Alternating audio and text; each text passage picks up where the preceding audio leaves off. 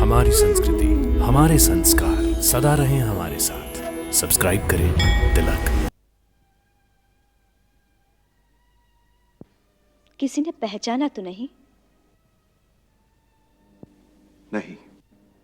उसी गांव में इतना समय लग गया कि कहीं और भी गए थे? नगर में भी घूमा। बहुत सारी बातें सुनी होगी। कई प्रकार के। परंतु जो बात आप सुनने गए थे वो सुनी कि नहीं? आपका विचार था कि गुप्तचर आपसे कुछ छुपा रहा था। आपकी शंका सत्य थी या झूठ?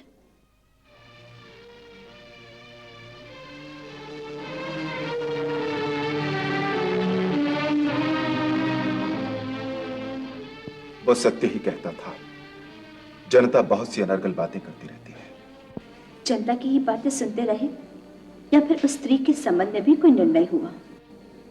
वो कहीं मिलती तो उसका न्याय करते, कुछ निर्णय लेती। जब वो स्त्री ही कहीं नहीं तो उसका निर्णय क्या होता? वो तो हमारे राज्य की सीमा से बाहर चली गई है। ये पता चला कि दोष किसका है? नहीं।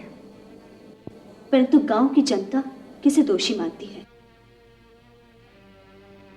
कहते हैं कि जनता जनार्दन के स्वर में भगवान का स्वर होता है।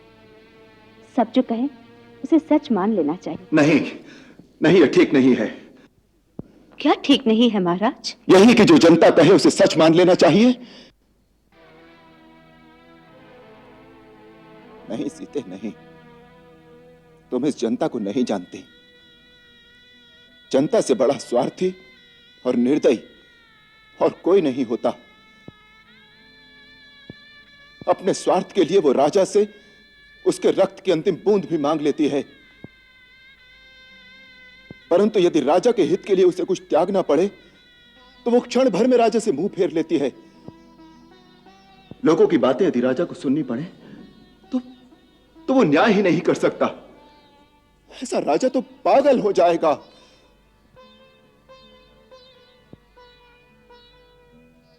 ये आप कह रहे हैं महाराज? रघुकुल का एक राजा बोल रहा है जिस वंश के राजाओं ने प्रजाहित और प्रजा रंजन के कीर्तिमान को स्थापित करने के लिए अपने प्राणों की भी कभी चिंता नहीं की, जिनके लिए कुल की कीर्ति इसलिए महत्वपूर्ण थी कि उनकी प्रजा उनके गौरव पर मान कर सके। उस वंश का राजा अपनी प्रजा के लिए ऐसा वचन नहीं कह सकता। लगता है आपको गहरा आघात पहुंचा है। यदि मुझे इस योग्य समझे तो बताइए क्या हुआ है?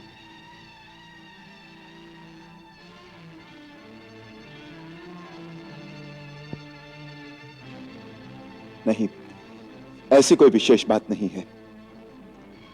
हमने तो आज की जनता के प्रति सहज साधारण विचार प्रकट किए हैं।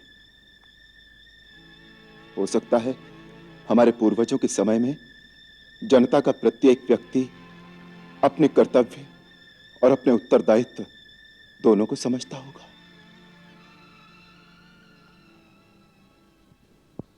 अच्छा, मंत्रीगण हमारी प्रतीक्षा कर रहे हैं।